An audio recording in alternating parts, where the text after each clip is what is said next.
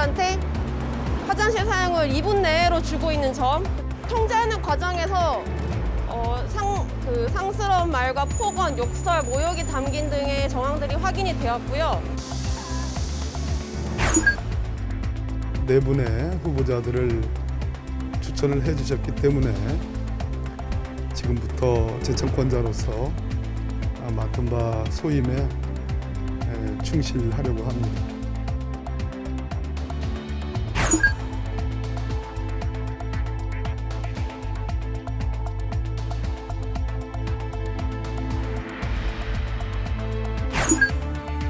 사회적 거리두기를 강화했을 때 저희가 치러야 되는 그런 비용에 대한 부분과 또 방역적인 그런 차원에서의 어떤 역량 이런 부분들을 좀 전반적으로 검토를 하고 있습니다.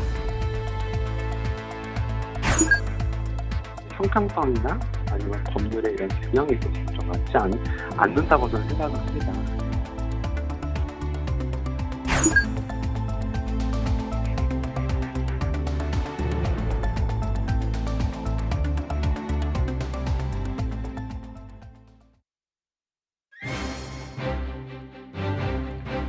여러분 안녕하십니까? 어느 때보다 높은 관심 속에서 검찰총장 최종 후보군이 4명으로 압축이 됐습니다. 이성윤 서울중앙지검장은 제외됐습니다. 이제 법무부 장관의 제청 단계를 앞두고 있는데 잠시 뒤 관련 내용 짚어보겠습니다. 네, 뉴스나이트 먼저 군 인권 침해 추가 폭로 내용부터 보도합니다. 육군훈련소가 훈련병들의 화장실 사용 시간을 2분으로 제한하고 이를 어길 경우 폭언해 욕설까지 했다는 의혹이 불거졌습니다. 앞서 육군훈련소는 코로나19 방역 조치라며 훈련병들에게 3일간 양치와 세면을 금지해 논란이 됐는데요. 국가인권위원회가 육군은 물론 훈련소의 과잉 방역 실태에 대한 조사에 나섰습니다. 신준명 기자입니다. 군인권센터는 육군 훈련소의 한 연대에서 생활관별로 화장실 이용 시간을 2분으로 제한하고 이를 어기면 조교들이 훈련병들에게 심한 욕설과 폭언을 했다고 폭로했습니다. 훈련병들한테 화장실 사용을 2분 내로 주고 있는 점, 통제하는 과정에서 상스러운 말과 폭언, 욕설, 모욕이 담긴 등의 정황들이 확인이 되었고요. 또 육군 훈련소는 입소한 훈련병들의 1, 2차 유전자 증폭 검사가 끝나기 전에는 공용 정수기를 사용하지 못하게 하면서도 훈련병들에게 하루에 생수 500ml 한 병만 제공했다며 훈련병들이 수돗물을 몰래 마시거나 이마저도 못해 탈수 증상으로 의무대를 찾는 경우도 있다고 밝혔습니다.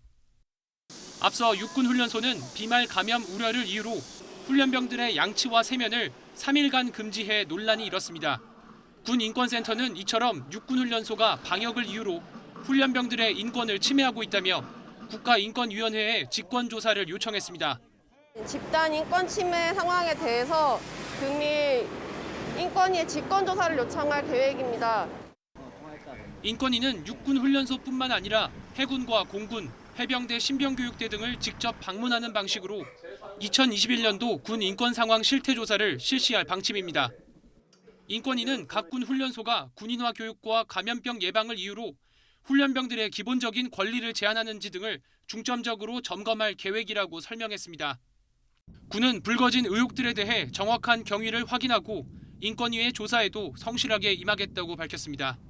정확하게 그거는 좀 확인을 해봐야 될 것 같고 향후에 국가인권위원회에서 만약에 조사가 나온다면 성실하게 그 조사에도 임할 예정입니다. 훈련병뿐만 아니라 곰팡이 핀 시설에 군 장병들을 격리하고 형편없는 급식을 제공한 사실이 드러나 군의 방역 조치에 대한 비판이 커지고 있는 상황. 국방부가 나서 훈련소는 물론 전군의 코로나19 방역 지침을 총체적으로 재점검해야 한다는 목소리가 커지고 있습니다. YTN 신준명입니다. 네, 앞서 이 국회의원회과 관련된 이해충돌 방지를 위한 국회법 개정안이 의결됐다는 속보가 있었는데 관련 속보가 또 추가돼서 좀 더 들어왔습니다. 공직자가 직무 수행 중에 알게 된 미공개 정보를 이용해서 사적 이익을 추구하지 못하게 하는 이해충돌 방지법이 국회를 통과했습니다.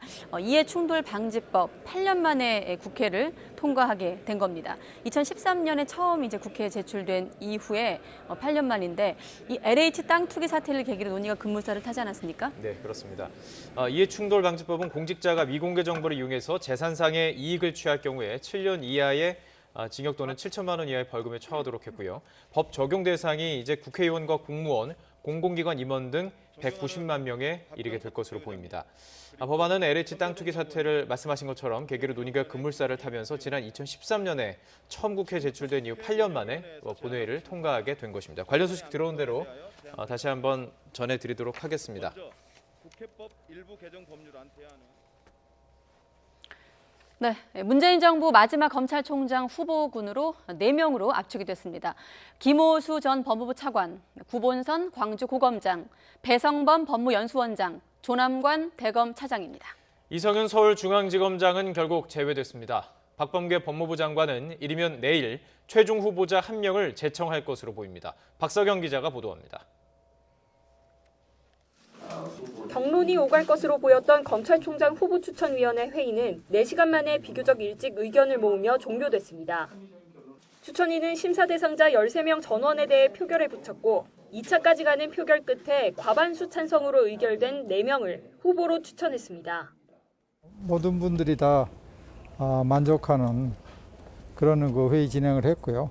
또 결과에 대해서도 모두가 다 만족했고 그렇기 때문에 특별히 큰 이견이라든가 이런 건 별로 없었어요. 후보로 추천된 김호수 전 법무부 차관은 사법연수원 20기로 법무연수원장과 서울 북부지검장을 지냈습니다. 사법연수원 23기인 구본선 광주고검장은 대검찰청 차장과 의정부지검장을 역임했습니다. 구 고검장과 연수원 동기인 배성범 법무연수원장은 서울중앙지검장과 광주지검장을 거쳤고 연수원 24기인 조남관 대검차장은 법무부 검찰국장과 서울 동부지검장을 지냈습니다. 반면 유력한 후보로 거론되며 관심을 모았던 이성윤 서울중앙지검장은 최종 후보군에 오르지 못했습니다. 각종 사건 처리를 놓고 조직 내부에서 신망을 잃은 데다가 김학의 전 법무부 차관 불법 출금 사건 수사 외압 의혹으로 기소 위기에 놓인 게 결국 발목을 잡은 것으로 분석됩니다. 추천위가 4명으로 후보를 압축한 만큼 박범계 법무부 장관은 추천위 의견을 존중해 이 가운데 1명을 대통령에게 제청하게 됩니다. 4분의 후보자들을 추천을 해주셨기 때문에 지금부터 제청권자로서 맡은 바 소임에 충실하려고 합니다. 국회 인사청문회 절차 등을 고려하면 새 총장의 임기는 이르면 다음 달 말쯤 시작될 것으로 보입니다. 윤석열 전 검찰총장 사퇴 이후 검찰 수장 자리가 빈 지 50여일. 여느 때보다 높은 국민 관심 속에 누가 최종 후보로 제청될지 관심이 쏠리고 있습니다. YTN 박서경입니다. 임신 중인 근로자가 출산 전부터 육아휴직을 사용할 수 있도록 하는 남녀 고용 평등과 일가정 양립 지원에 관한 법률 개정안이 국회 본회의를 통과했습니다. 개정안은 현재 출산 이후에만 사용할 수 있는 육아휴직을 임신 중인 여성 근로자가 사용할 수 있도록 하고 임신으로 인해 휴직하는 경우 예외적으로 육아휴직을 나누어 사용한 횟수에 포함하지 않도록 했습니다.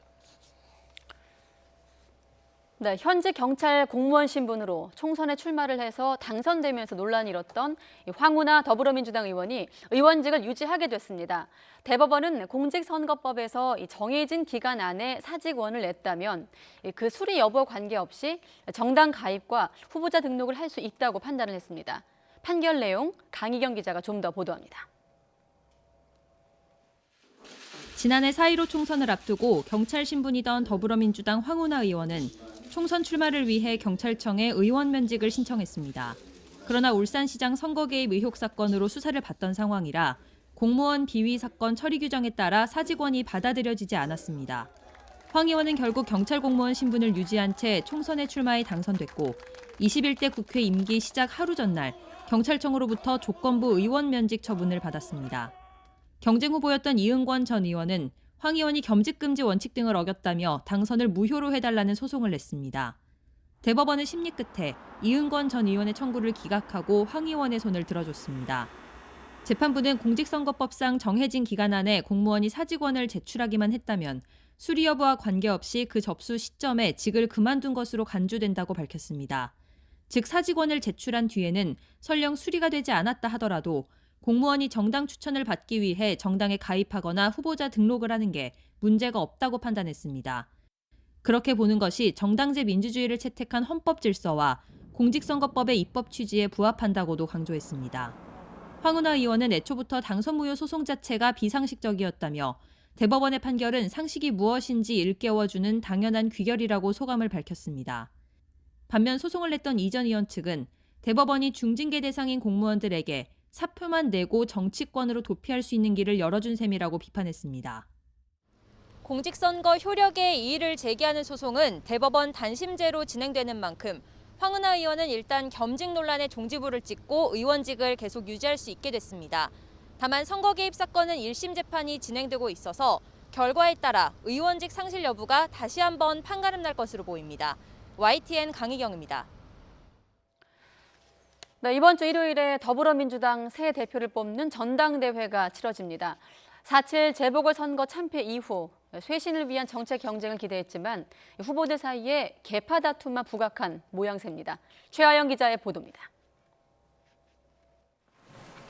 거대 여당을 이끌 새 대표의 가장 시급한 과제는 부동산 문제 해결입니다. 당내에서도 갑론을박하는 종합부동산세 완화에 대한 후보들 생각은 일단 이렇습니다. 부동산 정책의 핵심은 일관성입니다. 보유세 강화의 기조, 그 큰 줄기를 바꿔서는 안 됩니다.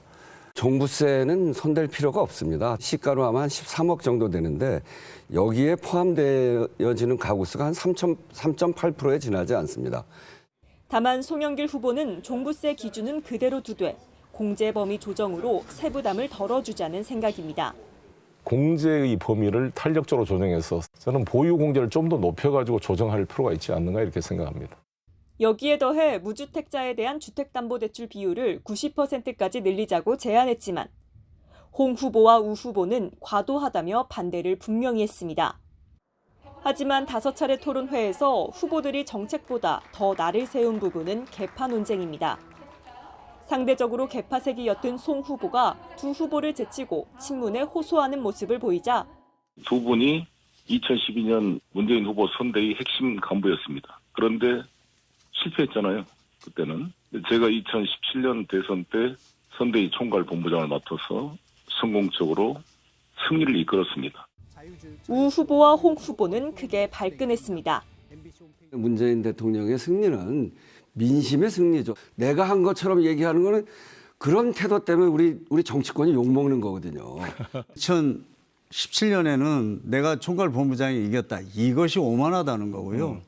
이처럼 쇄신과 반성보다 계파 논쟁에 치중하는 이유는 투표 결과의 40%를 차지하는 친문 중심의 권리당원 표심이 당락을 좌지우지할 수 있기 때문입니다.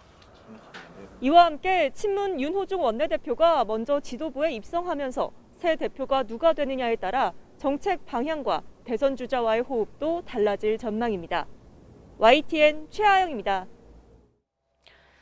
네, 국민의힘은 내일 새 원내대표를 뽑습니다. 공석인 당대표 자리까지 대행해야 하는 만큼 어깨가 무거운데 전직 대통령 사면론으로 불거진 이른바 도로한국당 논란부터 차기 지도부로 넘어간 야권 통합 문제까지 과제가 한둘이 아닙니다. 이번엔 부장원 기자입니다. 국민의힘 원내대표 경선은 4선의 권성동, 김기현, 3선 김태흠, 유이동 의원의 4파전으로 치러집니다. 영남과 충청, 강원과 수도권 등 지역별로 고루 출마한 가운데 후보들은 저마다 자신이 정권 탈환에 주춧돌을 놓을 적임자라고 자임하고 있습니다. 이제 우리에게 지지를 보내려고 고민하고 있는 대다수 말없는 국민들의 목소리에 귀를 기울여야 합니다. 개혁적 마인드를 계속 지켜온 제가 이 혁신과 통합하는 데는 제대로 된 역할을 해야 하지 않을까. 소수당이라는 부분을 1년 동안 절실히 우리 느꼈지 않습니까? 이런 속에서는 싸움 제일 잘하는 사람이 필요하다. 가치 확장, 지역 확장, 세대 확장을 통해서 당을 변화시키고 민심을 얻겠습니다. 전당대회 때까지 당대표 역할도 맡아야 하는 만큼 새 원내대표는 취임하자마자 산적한 과제를 마주해야 합니다. 강경파인 민주당 윤호중 원내대표를 상대로 한 상임위원장 재배분 협상은 물론 사면론으로 불거진 도로한국당 논란도 풀어내야 합니다. 국민의당과의 합당을 통한 야권 통합도 새 지도부 몫입니다. 후임 원내대표가 뽑히면 당대표 대행을 겸하는데 그 당대표 대행과 계속적으로 논의를 이어가기로 그렇게 했습니다. 통합이라는 큰 틀에선 합의했지만 국민의당이 흡수 통합을 거부하고 당대당 합당을 요구하면서 당원과 정강 정책부터 대대적인 논의에 착수해야 합니다. 노선이라든지 또는 당원 및 정강 정책 필요한 위원회들 거의 대부분 그런 취지에 동의한다고 하셨습니다. 균형 있는 야권 통합 추진과 함께 내년 대선에서 정권 교체를 이뤄내야 한다는 숙제도 있습니다. 당내에서 특정 지역이 독식해선 안 된다는 경계의 목소리도 나오고 있는 만큼 원내대표가 누가 되느냐에 따라 차기 당권과 대권 구도 또한 요동칠 전망입니다. YTN 부장원입니다.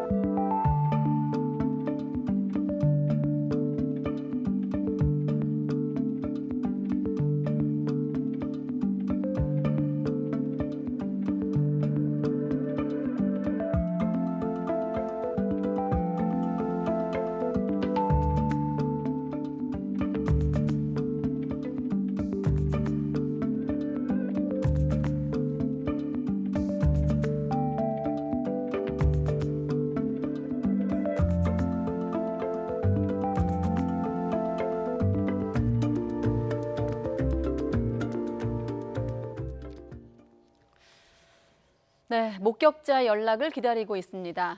나흘 전 한강 공원에서 실종이 된 대학생 손정민 씨를 찾는 수색 작업이 이렇게 난항을 겪고 있습니다. 인상착의를 자세히 보시면서 이번 사건 함께 좀 더 들여다보도록 하겠습니다. 네, 아들을 찾아달라면서 손 씨 아버지가 직접 올린 사진인데요. 실종 시간 정확히 4월 25일 새벽 3시에서 5시 사이고 장소는 서울 반포 한강공원입니다. 혹시 이날 한강공원에 가셨던 분들이 계시다면 다시 한번 더 주목을 해주시고요. 실종자 인상착의와 당시 복장을 좀 더 눈여겨보겠습니다. 회색 반팔티를 안에 입었고 그 위에 긴팔 셔츠를 입었습니다. 여기에 검정색 바지 그리고 흰색 운동화를 신었다고 합니다. 사진을 올린 손 씨 아버지, 아들이 지난 24일 밤 11시쯤 친구를 만나기 위해 외출을 했다가 사라졌다고 설명을 하고 있습니다. 한밤중에 한강공원에서 친구와 함께 잠이 들었는데 친구는 새벽 4시 반경 귀가했지만 아들은 여태 돌아오지 않고 있다는 겁니다. 아버지는 정말 정성을 다했고 자랑스러운 아들이었다면서 아들이 없다면 계속 살아야 할 인생인지 모르겠다며 아들을 찾아달라고 호소하고 있습니다. 혹시라도 실종자 손정민 씨를 받거나 비슷한 분을 목격한 분이 있다면 서울 서초경찰서 혹은 저희 YTN으로 제보해 주시기 바랍니다.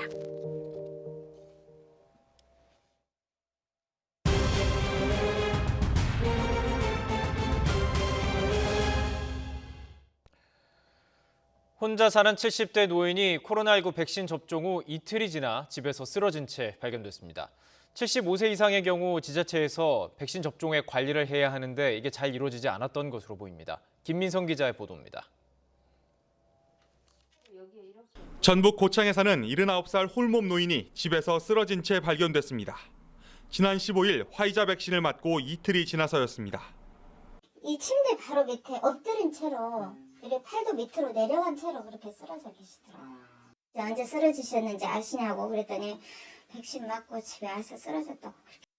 병원의 진단은 뇌경색. 평소 농사일을 할 정도로 건강한 편이었지만 몸 상태가 급격히 나빠졌습니다. 왼쪽으로 폐마비가 전체적으로 온 상태고 그래서 이거는 분명히 시간이 이틀 지난 게 맞는 것 같습니다. 맞습니다. 그렇게 응급실에서 그렇게 말씀하셨어요. 의료진이? 네네. 방역당국 안팎에서는 백신 접종 후 관리가 지나치게 소극적이었다는 비판도 나옵니다. 75살 이상 노인이 백신 접종을 한 경우 지자체에서 3일간 그 안부를 확인해야 하는데 이런 시스템이 제대로 작동하지 않았다는 겁니다. 고령의 예방접종자가 서너 차례 전화를 받지 않았지만 면사무소에서는 이후 별다른 후속 조처를 하지 않은 것으로 파악됐습니다. 게다가 가족들은 사고 발생 열흘이 지났는데 조사가 이루어지고 있기는 한 건지 모르겠다며 울분을 터뜨렸습니다. 이에 대해 질병관리청은 역학조사는 주로 의무기록을 토대로 하기에 가족들이 진행 상황을 곧바로 알 수는 없다고 밝혔습니다. 최근 충남 홍성에서도 홀로 살던 80대 노인이 화이자 백신을 맞고 숨진 채 발견되는 등 이상 반응 의심 사례는 계속 쌓이고 있습니다. 아빠 걱정해서 구령이신데 맞아도 되겠냐 하니까 아이고 맞아야 된다고, 이건 기본적으로 맞아야 된다고 하셨던 분인데 그런 말씀을 하셨던 분이라 어떻게. 백신에 대한 불안감은 전체 예방접종에도 차질을 줄 수 있는 만큼 어느 사안보다도 신속하고 또 투명한 당국의 대응이 필요해 보입니다. YTN 김민성입니다. 지난 2월 26일 코로나19 백신을 접종한 이래 누적 접종자가 300만 명을 돌파했습니다. 정부는 상반기 1,200만 명 접종, 11월 집단 면역 달성에 자신감을 내비치고 있습니다. 이동우 기자가 보도합니다. 지난 2월 26일 코로나19 백신 접종이 시작된 이후 처음으로 하루 20만 명 이상씩 백신을 맞으면서 누적 접종자 300만 명을 돌파했습니다. 접종 시작 62일 만입니다. 이는 예방접종 역량 확대에 따른 것으로 예방접종 시작 이래 하루 동안 가장 많은 분들이 어제 예방접종을 받으셨습니다. 초기엔 요양병원과 고령층의 접종 속도가 더디어 100만 명까지 39일이나 걸렸지만 200만 명까지는 17일, 300만 명까지는 단 7일 소요된 것입니다. 정부는 이 같은 접종 속도전에 따라 6월까지 어르신과 취약계층 등 1,200만 명에 대한 접종은 물론 11월 집단 면역에 대한 자신감을 내비쳤습니다.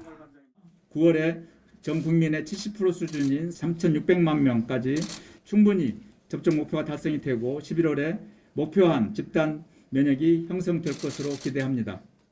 특히 지난 1년 동안 코로나19로 인한 사망자 가운데 95%가 60세 이상 어르신들이기에 6월까지 이들에 대한 접종이 완료되면 코로나19로 인한 위험도 역시 크게 낮아질 것으로 전망됩니다.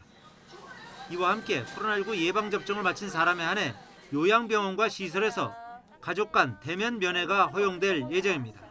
정부는 또 접종 완료자에 한해 요양병원과 시설에서 실시하고 있는 주기적 선제 검사의 빈도를 줄여주는 방안도 검토하고 있습니다. 예비 접종 대상자를 적극 활용해 백신 폐기도 최소화하기로 했습니다. 아스트라제네카는 한 병당 10명에서 12명에게, 화이자는 6명에서 8명까지 접종할 수 있는데 일단 개봉하면 당일에 모두 써야 합니다. YTN 이동우입니다. 조금 전 이동우 기자의 설명대로 예방접종을 마쳤으면 요양병원 시설에서 가족을 대면 상태로 면회할 수 있도록 허용됩니다. 권덕철 보건복지부 장관은 백신 접종을 완료하신 분들을 위한 일상회복 조치를 확대 나갈 수 있도록 하겠다면서 백신 접종 완료자를 대상으로 제한된 조건에서 접촉 면회를 허용할 계획이라고 밝혔습니다. 접종 완료자란 국내에서 백신별 권장 횟수를 모두 접종하고 면역 형성 기간인 2주를 보낸 사람을 말합니다. 정은경 방역대책본부 본부장도 면회와 관련해 2차 접종이 종료된 시점에 면회 제한을 완화하겠다면서 면회자뿐만이 아니라 입소자도 모두 접종을 마쳐야 하는지 여부, 어떤 개인 보호구를 착용할지 등 세부 가이드라인을 만들고 있다고 설명했습니다. 식품의약품안전처는 노바백스와 스푸트니크 V 코로나19 백신에 대해서 허가 신청 전 사전 검토를 시작했다고 밝혔습니다. 국내에서 노바백스 생산과 허가를 담당하는 SK바이오사이언스는 독성과 효력에 대한 비임상 시험과 임상 1, 2상 시험 자료를 제출했습니다. 노바백스는 현재 영국 의약품청과 유럽 의약품청 등에서도 사전 검토를 하고 있습니다. 러시아산 스푸트니크 V 백신 사전 검토는 국내 위탁 생산을 위해서 컨소시엄을 구성한 휴온스가 신청했습니다. 스푸트니크 V 백신은 아스트라제네카, 얀센과 같은 종류의 바이러스 벡터 방식으로 러시아 등 61개국에서 승인됐으나 미국과 유럽에서는 아직 허가되지 않았습니다. 요즘 부산과 울산, 경남 등 동남권에서 매일 하루 평균 100명이 넘는 확진자가 나오고 있습니다. 특히 울산의 경우는 인구가 3배인 부산과 비슷한 수준으로 확진자가 나오고 있습니다. 김종호 기자가 보도합니다. 최근 대규모 집단 감염은 없었지만 기존 감염 여파로 확진이 잇따르는 부산. 실내 체육시설, 수영장, 목욕탕 등에서 접촉자 확진이 이어지며 최근 일주일 사이 하루 평균 35.42명이 확진 판정을 받았습니다. 거리두기 2단계에 접어든 지 3주 가까이 되면서 환자는 조금 줄었지만 효과는 크지 않은 상황으로 전체 환자 수는 5,000명을 넘어섰습니다. 2단계 거리두기를 해서 조금 더 낮추고자 했던 그 안정세는 다소 미흡한 것으로 판단하고 있습니다. 경남에서는 이번 달에만 800명 넘는 확진 환자가 나왔습니다. 부산과 마찬가지로 다중이용시설 감염이 잇따르며 최근 일주일 사이 하루 평균 44.28명이 확진 판정을 받아 거리 두기 단계 상향에 대한 우려도 나옵니다. 지금 이 확산세를 잡지 못하면 사회적 거리두기 격상 시군이 늘어날 수밖에 없습니다. 동남권에서 상황이 가장 나빠진 곳은 울산입니다. 1월에 200여 명, 2월에 70여 명, 3월에 100여 명이던 확진 환자가 이번 달에만 600명을 넘어섰습니다. 최근 일주일 하루 평균 34.42명이 나와 인구가 3배인 부산과 비슷한 수준입니다. 각 지자체 감염 상황이 심각하다 보니 시도 간 전파도 일상처럼 확인되고 있습니다. 5025번 환자분은 경남 양산시 확진자의 접촉자입니다. 동남권 최근 일주일 하루 평균 확진 환자는 114명으로 수도권 다음으로 많습니다. YTN 김종호입니다. 방역 수칙을 교묘하게 피해가는 꼼수 영업이 기승을 부리고 있습니다. 일반 음식점으로 신고한 술집은 새벽부터 충판을 벌이고 야외 골프 연습장은 시간 제한이 없어서 늦은 밤도 이용객들로 북적입니다. 엄윤주 기자입니다. 무리지어 모인 남녀가 술집 앞에서 우르르 쏟아져 나옵니다. 마스크를 쓰지 않은 채 서로 껴안고 술에 취한 듯 몸을 휘청이는 사람들도 보입니다. 평일 오전 10시 서울 논현동에 있는 라운지바 앞의 풍경입니다. 거기서 설령 이제 뭐 확진자 나오면은 피해 보이는 거는 그 주변 상권에 있는 사람들 다 전부 다일 거 아니에요. 경찰에도 신고를 많이 했었어요. 근데 사실 돌아오는 답변은 이제 저희가 뭘 어떻게 할 수가 없다. 지난 12일부터 수도권 내 유흥시설 영업은 금지됐지만 여전히 이 안에서 춤판이 벌어지는 영상이 SNS에 올라오고 있습니다. 라운지바는 유흥업소가 아닌 일반 음식점으로 허가를 받은 곳이라서 운영할 수 있는 겁니다. 구청 측은 수칙을 어긴 게 아니다 보니 현장 점검에도 한계가 있다고 말합니다. 업소가 출입을 거부하면 경찰이 아니고서는 강제로 들어갈 수도 없습니다. 경찰이나 소방의 도움을 받아서 강제로 열지 않는 한 그것도 이제 안에 확실히 뭐가 있다 했을 때 강제로 열 수가 있지 아무 그냥 강제로 열 수가 있는 건 아니잖아요. 막고 뭐 이렇게 시간을 벌어서 다른 쪽으로 뭐 손님을 뺀다거나. 경기도 고양시에 있는 실외 골프 연습장은 밤 10시가 넘었는데 운동하러 온 사람들로 가득합니다. 이른바 턱스크로 입만 가린 채 운동하는 사람도 보입니다. 실외 체육시설은 실내 시설과 달리 별다른 영업시간 제한이 없어서입니다.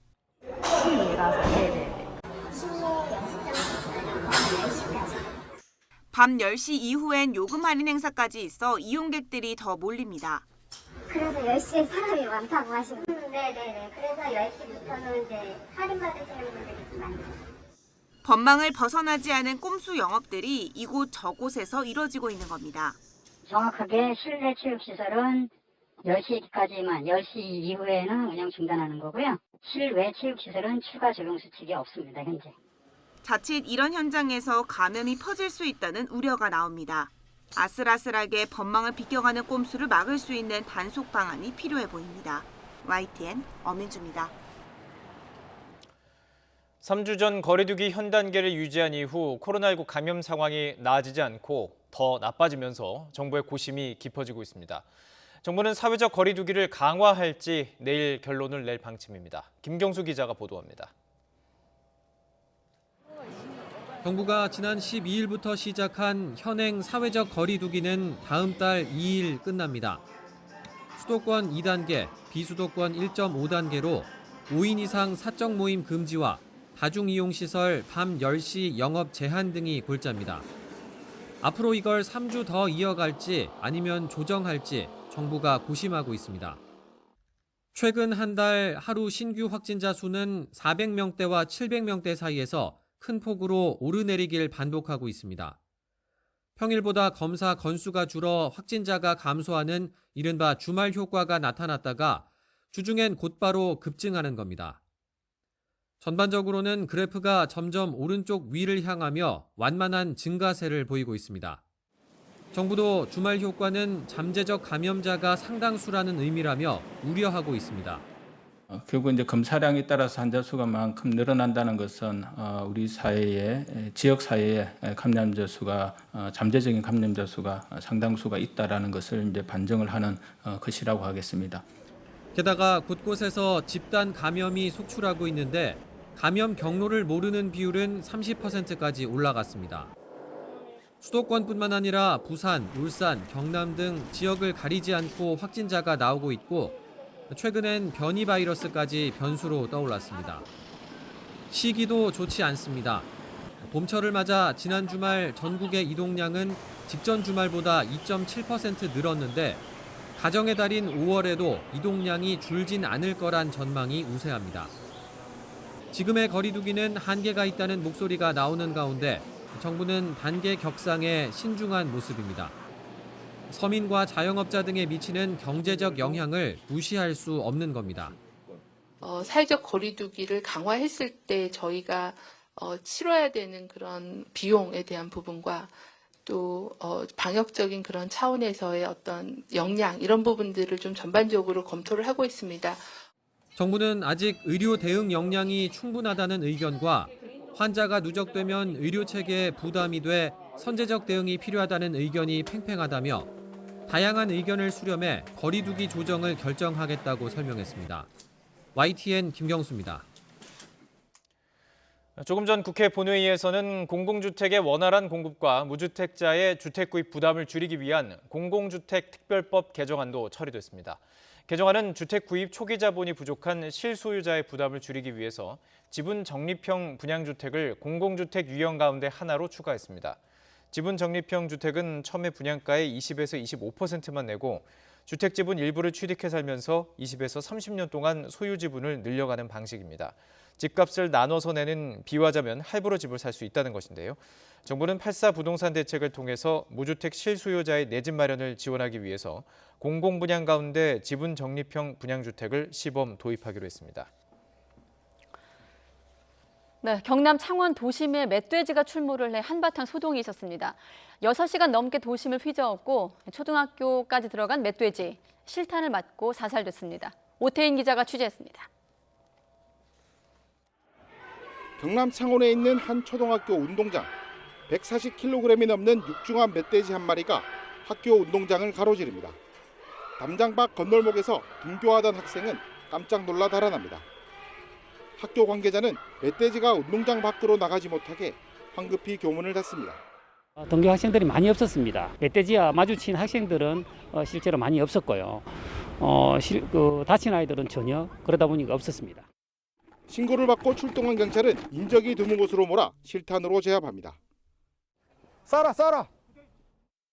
경찰이 쏜 실탄 2발과 엽사가 쏜 3발에 멧돼지가 사살되면서 등굣길 소동은 끝났습니다. 멧돼지를 이제 제압하기 위해서 제가 포위 배치를 한 다음에 제가 권총을 한 발 격발하고 또 옆에 있던 동료가 한 발 격발해서 멧돼지를 저희가 제압했습니다. 창원 도심에 멧돼지가 나타났다는 신고는 새벽 2시 40분부터 10번 넘게 이어졌습니다. 6시간이 넘게 도심을 휘저었고 자전거로 출퇴근하던 시민이 스쳐 넘어져 다쳤습니다. 창원시는 멧돼지가 먹을 것을 찾아 도심으로 내려온 것으로 보고 있습니다. 또 혹시나 멧돼지와 마주치면 뛰거나 소리치지 말고 나무 등에 몸을 숨기고 신고해달라고 당부했습니다. YTN 오태인입니다. 네, 5인 이상 사적 모임 금지 조치가 내려진 와중에 아파트에 모여 신년 파티를 벌인 10명이 모두 벌금형을 선고받았습니다. 인천지방법원은 오늘 감염병 예방법 위반 혐의로 재판에 넘겨졌던 29살 A씨에게 벌금 200만 원을, 30살 B씨 등 9명에게는 벌금 100만 원을 각각 선고했습니다. 이들은 지난 1월 2일 밤 10시쯤 인천에 있는 한 아파트에 모여 술을 마시는 등 5인 이상 사적 모임 금지 조치를 어긴 혐의로 기소됐습니다. 당시 A씨는 새해를 맞아 지인들을 자신의 아파트로 초대했고 지인 9명은 모두 20, 30대 남녀였습니다. 무급휴직에 반발하다 해고돼 단식 농성을 이어오던 60대 노동자가 병원으로 옮겨졌습니다. 아시아나 KO 공동대책위원회는 오늘 17일째 곡기를 끄는 해고 노동자 60살 김호진 씨가 체중 감소, 호흡곤란, 저혈압, 근육 경련 등을 보여 병원으로 급히 옮겨졌다고 밝혔습니다. 아시아나 KO는 지난해 5월 경영난을 이유로 무급휴직에 들어가면서 휴직에 동의하지 않은 노동자 8명을 해고했습니다.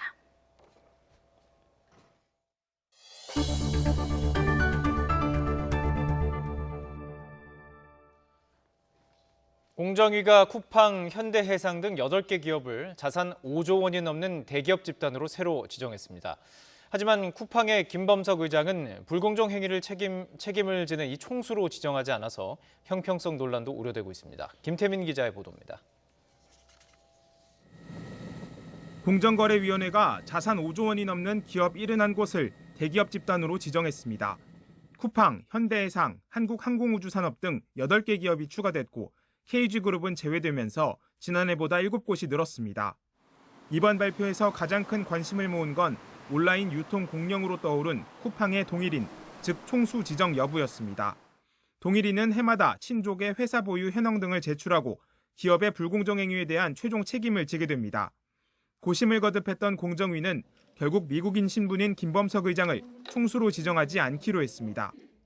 쿠팡은 그간의 사례, 현행 제도의 위비점, 계열회사의 범위 등을 종합적으로 고려해서 쿠팡 주식회사를 동일인으로 판단하였습니다. 공정위는 김 의장이 쿠팡을 사실상 지배하고 있는 건 인정되지만 기존 외국계 기업의 선례와 규제 실효성 등을 따져본 결과 외국인 총수를 지정하지 않았다고 설명했습니다. 또 현재까지 김 의장 본인이나 친족이 보유하는 회사가 없는 점으로 미뤄 사익 편취 우려가 없다고 판단했습니다. 하지만 이번 결정으로 외국인은 사실상 총수 지위를 누리면서 규제는 피한다는 비판과 함께 국내 동종 대기업에 대한 역차별 논란이 불가피할 전망입니다. 형평성이나 아니면 법률의 이런 균형에 있어서도 좀 맞지 않는다고 저는 생각을 합니다. 조금 더 공정이라는 이런 그 판단 기준을 놓고 누구나 이렇게 이제 그 법을 어기면 똑같이 좀 이렇게 벌을 할 수 있도록 하는 게 좀 좋지 않을까 싶습니다. 공정위는 이번 논란을 계기로 총수 지정과 관련해 규제 실효성을 높일 수 있도록 제도 개선에 착수하겠다고 밝혔습니다. 또 역대 최대 규모로 늘어난 대기업 집단의 지정 범위가 적합한지 여부에 대해서도 함께 검토하기로 했습니다. YTN 김태민입니다. 전국의 미분양 주택이 꾸준히 줄어들면서 역대 최소 기록을 또다시 경신했습니다. 국토교통부는 3월 말 기준으로 전국의 미분양 주택이 한 달 전보다 3.3% 감소한 15,270가구로 집계됐다고 밝혔습니다. 전국 미분양 물량은 올해 들어 매달 역대 최소 기록을 경신하고 있는데 공급이 부족한 상황에서 신규 주택 수요는 여전히 높아 그동안 외면받았던 미분양 주택이 빠르게 소진되는 것으로 풀이됩니다. 금융당국이 급증하는 가계부채 관리를 위해서 대출 규제를 강화하기로 했습니다. 금융기관별로 적용되던 대출 규제를 개인별로 적용받도록 해서 2023년부터 전면 시행한다는 것입니다. 보도에 이종수 기자입니다. 정부의 가계부채 안정화 방안 핵심은 현재 총부채 원리금 상환 비율 DSR 40% 적용을 금융기관별로 하던 것을 차주별로 적용하기로 한 겁니다. 과도한 대출을 방지하기 위하여 DSR, 즉 총부채 원리금 상환 비율 규제의 차주 단위 적용을 단계적으로 확대하여 2023년 7월부터 전면적으로 시행할 계획입니다. DSR은 갚아야 할 모든 가계대출의 원금과 이자를 연소득과 대비한 비율입니다. 지금까지는 주택담보대출을 빌릴 때 보통 금융기관별로 평균 40% 대출이 이루어지는지만 따졌는데 차주별로 DSR 40%를 적용하면 개인 대출 한도가 줄어드는 효과가 있을 것으로 예상됩니다. 올해 7월부터 차주별 DSR 40% 적용 대상을 전체 규제 지역에 시가 6억 원 초과 주택으로 넓히고 내년 7월부터는 총 대출액 2억 원 초과 차주, 2023년 7월에는 총 대출액 1억 원을 초과한 모든 차주에게 적용할 계획입니다. 비은행권과 비주택담보대출에 대한 규제도 강화해 토지, 오피스텔, 상가 등 비주택담보대출에 대한 LTV, 즉 담보인정비율 70% 규제를 현행 상호금융권에서 다음 달부터는 모든 금융권에 일괄 도입할 예정입니다. 이처럼 규제를 강화하면 지난해 코로나19 사태 대응으로 7.9%까지 뛰었던 가계부채 증가율이 올해에는 5에서 6%대, 내년에는 4%대로 낮아질 수 있을 것으로 정부는 보고 있습니다. 이처럼 가계대출 규제가 강화되면서 상대적으로 소득이 낮은 서민과 청년층이 어려움을 겪지 않도록 지원 대책도 마련됩니다. 장래 소득 증가 가능성이 높은 청년 차주 등에 대해서는 DSR 산정 시 장래 소득을 인정해 반영하기로 했습니다. 주택 마련 시 금융 부담을 낮추기 위해 만 39세 이하 청년층과 신혼부부를 대상으로 만기 40년의 초장기 담보대출 상품도 하반기에 도입하기로 했습니다. YTN 이종수입니다.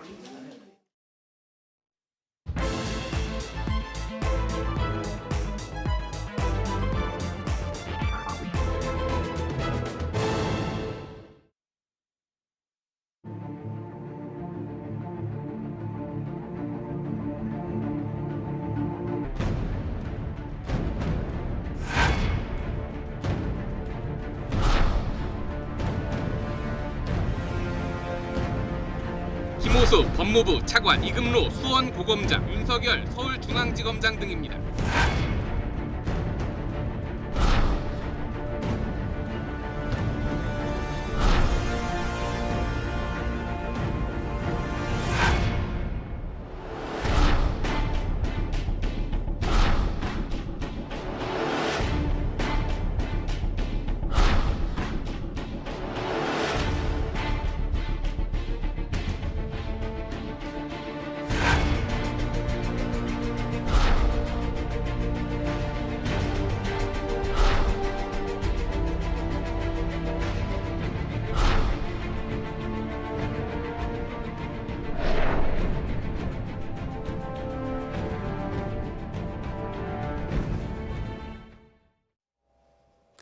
네, 검찰총장 후보 추천위가 이렇게 후보 4명을 박범계 법무부 장관에게 추천했습니다. 막판까지 포함 여부를 놓고 논란이 있었던 이성윤 서울중앙지검장은 결국 제외가 됐습니다. 문재인 정부 마지막 검찰총장 누가 낙점될지 관심이 모아지고 있는데 나이트 포커스 오늘은 신장식 변호사, 강신업 변호사 두 분과 함께 분석해 보도록 하겠습니다. 네, 안녕하십니까? 네, 안녕하세요. 안녕하십니까? 4명의 면면은 오늘 하루 종일 보도가 나갔기 때문에 시청자 여러분들도 이제 익숙하실 것 같고 이따가 화면을 좀 띄워주시고요. 어떻습니까? 4명이 올라간 것에 대한 어떤 평가라기보다는 이성윤 지검장이 왜 빠졌을까를 좀 더 분석할 필요도 있을 것 같은데 일단 총평, 강 변호사님 어떻게 보셨습니까? 중요한 거는 역시 지금 얘기한 것처럼 이성윤이 아니냐 이것이 이제 관심사였죠.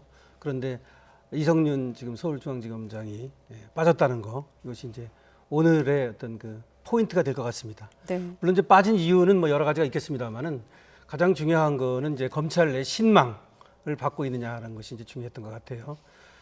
스스로 말이죠. 그 검찰의 신뢰를 떨어뜨렸다 이런 얘기를 받고 있는데 그 네. 이유는 수사심의 소집을 요구한다든지 내지는 수사를 이첩해달라고 공수처로 말이죠. 네. 그렇게 요구를 한다든지 내지는 공수처 조사 과정에서의 황제 조사 논란 이런 것들로 인해서 스스로 검찰의 어떤 신뢰 이런 것들을 떨어뜨렸다는 점 이것이 아마 오늘 그 탈락을 하게 된 가장 중요한 이유가 아닌가 이렇게 생각이 되고요. 물론 그럼에도 불구하고 정권에서는 밀어붙일 것이다 이런 또 얘기가 있었거든요. 그래서 오늘 아무래도 이 3명이나 4명 안에는 들어가지 않느냐 이런 얘기가 있었지만 네. 지금 검찰총장 후보 추천위원회에서 그것은 처음부터 사실 논의하지 않았던 것으로 어떻게 보면은 지금 표차가 많이 났다고 얘기하거든요. 예. 1차 투표에서도 2명이 들지 못했고 2차 투표에서도 또 2명이 들지 못했고 그리고 표차도 많이 났다는 걸로 봐서 아무래도 검찰총장 후보 추천위원회에 그런 어떤 신망을 받지 못했다. 이렇게 신뢰를 받지 못했다. 이렇게 볼 수 있겠습니다. 네, 위원당 4명씩 추천을 했다고 하고 이제 말씀하신 대로 표가 적어서 초반에 탈락을 했다 이렇게 알려지고 있는데 후보 추천위원 얘기를 듣고 신 변호사님께서의 질문 이어가도록 하겠습니다. 네, 이종엽 후보 추천위원입니다. 자기 조직을 믿지 못하는 사람은 조직의 수장이 될 자격이 없다고 생각을 합니다. 특정 정치 편향성이 높은 분도 마찬가지로 어울리지 않는다고 생각을 합니다. 네. 방금 말씀 주신 분은 이성윤 지검장으로 이해해도 됩니까? 네네. 감사합니다. 네. 네, 일단 두 가지 표현이 눈에 띕니다. 조직을 믿지 못하는 사람, 정치 편향성이 높은 분 이런 표현이 있었는데 어떤 점이 좀 주요했다고 보십니까? 이게 투표 방법이나 이렇게 봤을 때 이제 거의 이제 반대 투표 같은 방식이에요. 말을 하자면 매우 강력하게 반대하는 사람이 있으면 사실은 조기에 탈락할 수밖에 없는 방식으로 그렇게 절차가 진행됐다라고 하는 점이 큰데요. 이종엽 대한변협 그 회장이 입장하면서 이렇게 강력한 반대 의사 표시를 했기 때문에 저것이 저는 굉장히 큰 영향을 내부에서 추천위원들 내부에서는 영향을 미쳤을 거라는 생각이 하나 들고요. 회의 전에 이미 얘기를 했기 때문에 회의 끝나고 나서 그러면은 누가 찬성했고 누가 반대했는지 저 기세라면 충분히 이야기하고도 남았을 것 같아요. 그다음에 두 번째는 아무래도 올해 초부터 대통령께서 갈등 지수를 낮추는 쪽으로 지금 현안 운영을 하고 계시거든요. 네. 이 부분에 대해서 소위 그 정부 대통령과 정치 그 철학을 같이 하고 있다, 국정 철학을 같이 하고 있다라고 생각되는 그렇게 추측되는 추천위원들도 전반적으로 갈등 지수를 좀 낮춰야 되겠다라고 하는 공감대가 있지 않았나라는 생각이 들고요. 저는 또 한 가지 조금 더 말씀을 드리면은 뭐 수사심의 이성윤 그 지검장이 중앙지검장이 수사심의위원회 소집을 요청했다거나 하는 게 뭐 믿지 못하는 사람이다 이렇게 얘기를 하는데 그렇게 따지면 한동훈 검사장은요 수사심의위원회뿐만 아니라 전문수사자문단까지 다 소집 요청해서 그 과정 다 거쳤거든요. 그래서 단순히 이성윤이냐 아니냐로 지나치게 포커스가 갔던 것. 그리고 이성윤 그 후보에 대해서 아까 이종엽 회장처럼 자기 조직을 믿지 못하는 사람이라 이렇게 딱 낙인을 찍고 이렇게 포커스를 그쪽으로만 몰아갔던 거는 조금 이성윤 지검장 입장에서는 조금 오늘 밤에 잠이 안 올 수도 있겠다 하는 생각도 좀 드네요. 예. 네, 그렇군요. 앞서 일단은 어쨌든 4명이 압축이 됐습니다. 혹시 뭐 눈에 띄는 후보가 있을까요? 예상했던 것과 다르다고 해야 될까요? 네.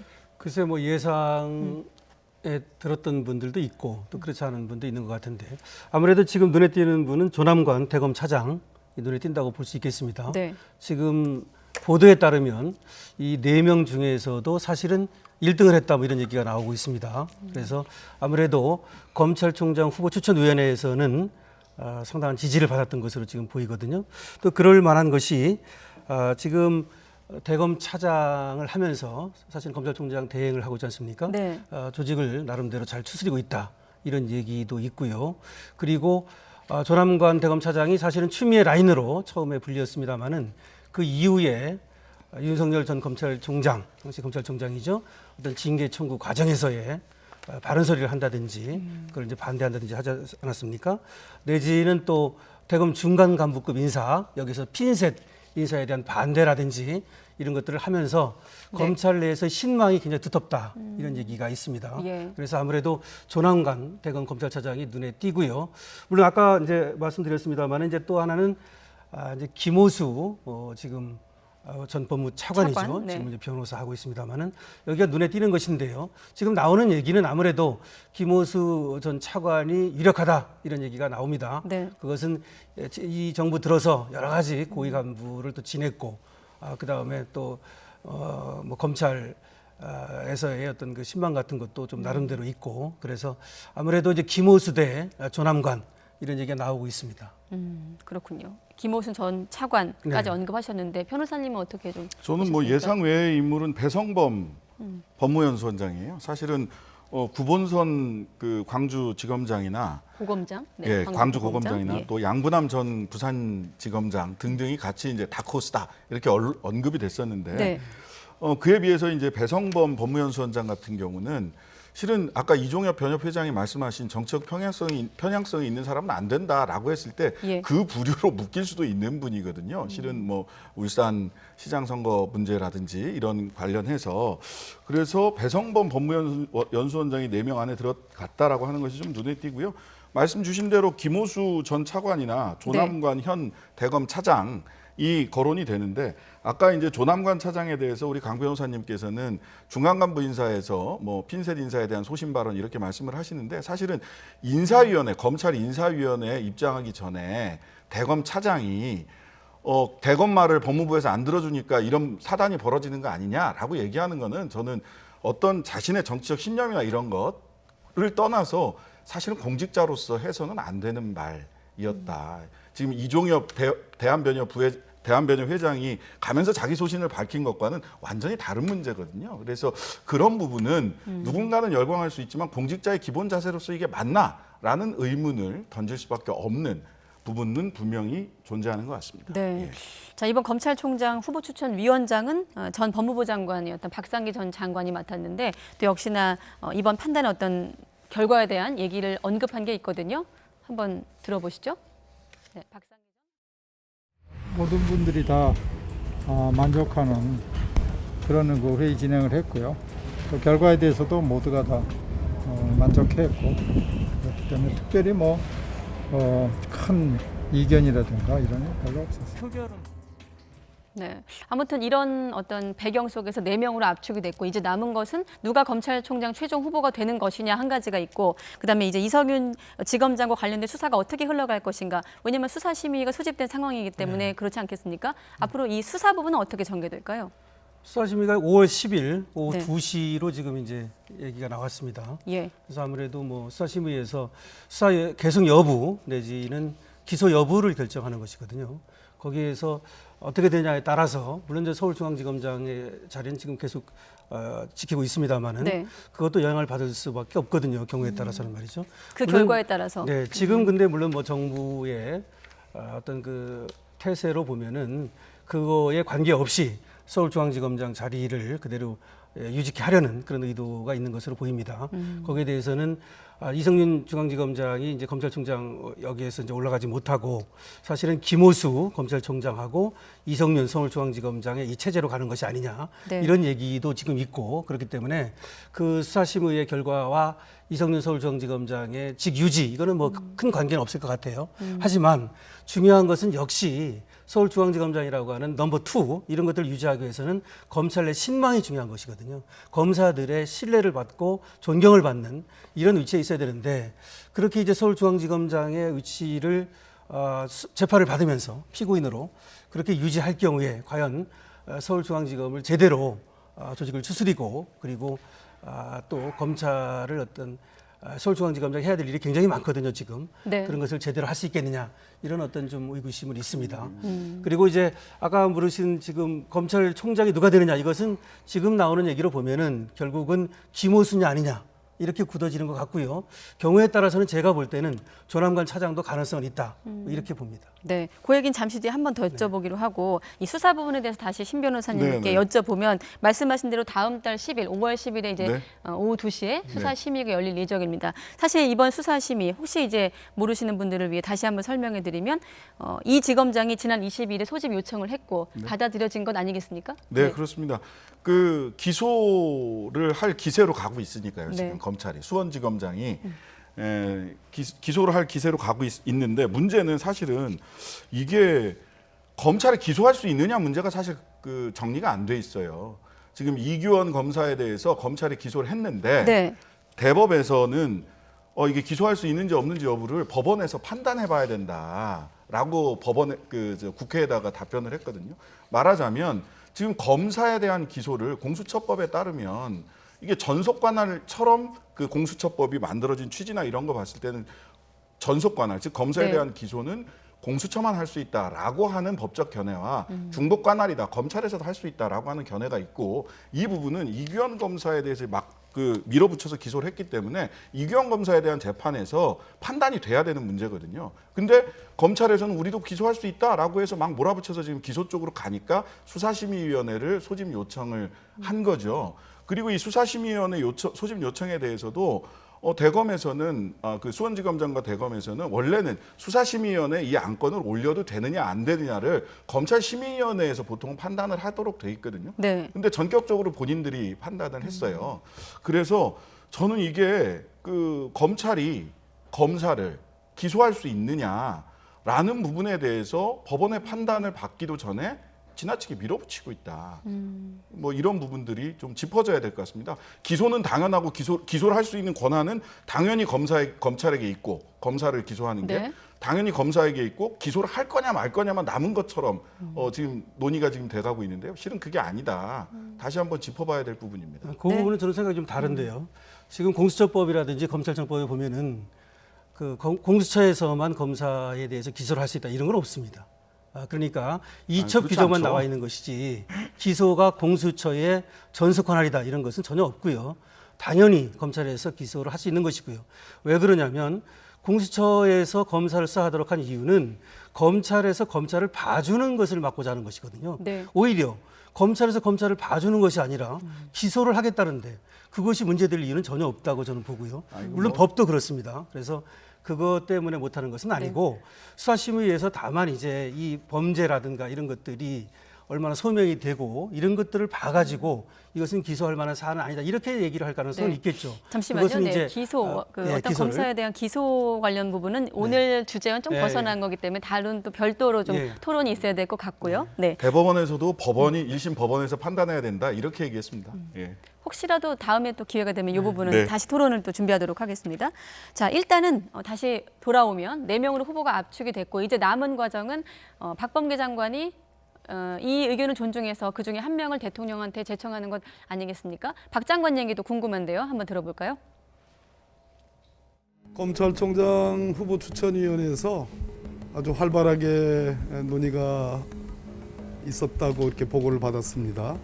그 결과를 존중하고요. 제가 거기에 대해서 이러쿵저러쿵 의견을 달기는 좀 그렇고요. 결과를 존중하고 이제 지금부터 제청권자로서의 맡은 바 절차에 따라 심사숙고를 하도록 하겠습니다. 네, 심사숙고하겠다는 박범계 장관. 일단 보도로는 이름은 내일도 나올 수 있다 이런 전망인데 어떻게 좀 전망하십니까? 전 내일이라도 나올 수 있다라고 생각이 됩니다. 한 명 선택하는 건데요. 어쨌든 존중한다라고 하는 검찰청법에 법무부 장관은 그 검찰총장 후보 추천위원회의 의견을 존중해야 한다 이렇게 돼 있거든요. 그래서 법적 절차와 규정에 따라서 본인이 행사할 수 있는 제청권을 충분히 행사하겠다라고 얘기를 한 것이라서 눈에 띄는 또 발언은 없기 때문에 그렇게 오래 걸릴 것 같지는 않습니다. 네. 예. 처음에는 사실은 바로 할 것처럼 이렇게 얘기를 했었는데요. 오늘 아까 저 인터뷰에서는 바로 할 것 같은 어떤 느낌이 좀 사라졌어요. 그래서 사실은 이 법무장관이 생각했던 그런 후보가 올라오지 않아가지고 조금 이제 그 정리가 필요한 것인지 생각의 정리 말이죠. 네. 그런 것들은 모르겠습니다. 왜냐하면 생각했던 사람이 올라왔으면 바로 이제 제청을 할 수 있는데 4명 중에 생각했던 사람이 없으면 또 시간이 필요할 수도 있지 않습니까? 그래서 그거는 바로 할 것처럼 보여졌으나 제가 보기에는 다음 주로 좀 넘어갈 가능성도 있지 않나 이런 생각은 좀 드네요. 네, 알겠습니다. 누구를 어떻게 제청할지 한번 지켜보도록 하겠습니다. 자, 이번에는 오늘 눈에 띄는 대법원 관련 판결 한 2가지만 짚고 마치도록 하겠습니다. 어떻습니까? 겸직 논란이 일었던 황운하 민주당 의원이 의원직을 유지하게 됐습니다. 이번 판결 어떤 의미가 있다고 보십니까? 사실 당시 총선 나갈 당시 이제 경찰 현직 신분으로 나섰기 때문에 공직선거법 위반이다 이렇게 고소를 당한 건 아니었습니까? 저는 이 고소 당할 때부터 저거는 기각되겠다 내지는 이거 기소까지 갈 수 있을까라는 의문을 가지고 있었어요. 왜냐하면 공직선거법에 명확하게 규정이 있어요. 이 몇 개월 전에 사직을 해야 되는데 공무원들은 그 사직한 날짜는 본인이 사직서를 제출한 날짜로 의제하게 돼 있습니다. 법상. 네. 왜냐하면 이것은 행정 절차에 따라서 사직원을 제출을 했는데 행정 절차 때문에 이게 사직서를 늦게 받으면 어떡해요? 즉 행정 절차가 지연되거나 또는 당겨지는 것에 따라서 국민의 기본적인 기본권인 참정권이 훼손될 수도 있기 때문에 그렇기 때문에 공직선거법의 규정이 아주 명문화돼서 있는 거거든요. 그래서 이거는 사실은 대법원의 결정은 굉장히 판결은 저로서는 굉장히 예상되는 판결이었다. 근데 이번 판결이 사실상 최초의 판례라고 하는 건 어떤 의미에서 그렇게 나온 건가요? 그거는 이제 경찰이나 수사기관에 있는 사람들이 징계위원회에 올라가 있는 것도 그렇게 봐야 되느냐라고 하는 거죠. 네. 그 부분이긴 한데 다른 공무원들 같은 경우는 사실 이렇게까지 이런 사례가 없었다라는 것일 뿐이지 사실 공직선거법에 너무 명확하게 돼 있어요. 사직은 제출한 날로 본다 이렇게 돼 있기 때문에 그 날짜 계산하는 거는. 예. 그렇군요. 다만 이제 문제가 됐던 건 의원 면직이라고 하는 거. 네. 원래 이제 의원 면직이라는 것이 이제 사표 수리를 말하는 것인데요. 사표를 내고 사표 수리를 하는 것인데 이거를 이제 쌍방적 행정행위라고 그래요. 그러니까 사표를 냈다고 그래가지고 바로 면직이 되는 것이 아니라 공무원 관계가 소멸하는 것이 아니라 그것을 수리해야만 사실은 이 공무원 관계가 소멸이 됩니다. 그러니까 의원 면직이라고 하는 것이 사표를 내고 수리를 해야만 소멸하도록 법이 돼 있다는 겁니다. 네. 그런데 그렇다면 지금 공무원 황운하 의원처럼 말이죠. 공무원직을 가지고 과연 이제 있다가 사표 수리를 내고서 출마하는 거 이건 어떻게 되느냐 이것이 문제가 됐던 겁니다. 네. 그런데 이거는 신 변호사 얘기한 대로 공직선거법에 명확하게 돼 있습니다. 뭐라고 되냐면 그 직을 그만두어야 한다. 그러니까 이제 90일 전에 그 직을 그만두어야 한다. 그러니까 다시 말해서 공무원이 대통령이나 국회의원직에 나가려고 하면 90일 이전에 그 직을 그만두어야 한다라고 해놓고 이것이 이제 53조 1항이거든요. 그다음 53조 4항에서 뭐라고 말했냐면 그 소속기관의 장이라든지 네. 또는 위원회에 그 접수된 때에 사직원이 접수된 때에 그 직을 그만둔 것으로 본다. 이렇게 간주 규정을 뒀어요. 그러니까 접수 시점을 이번 대법원 판결은 사표를 낸 시점으로 본 거죠. 그렇죠. 이건 법에 정확히 있습니다. 돼 있습니다. 그러니까 쌍방적 행정행위라고 하는 이 사표 수리 행위와 그다음에 이 공직선거법상에서 이 그만둔 것으로 보는 시점이 조금 이게 균형이 맞지 않았던 것이 있는 거죠. 근데 하지만 이거는 공직선거법을 따라야 되기 때문에 네. 간주 규정이기 때문에 바로 사표를 냈을 때 그때 그만둔 것으로 보고 따라서 황운하 총장의 총경이죠 당신 네. 경무관 국회에 나간 것은 문제가 되지 않는다 이렇게 지금 판결이 나온 겁니다. 그래서 예. 사실은 뭐 검찰도 지금 우리 강 변호사님이나 저와 같은 이 공직선거법에 대한 해석을 네.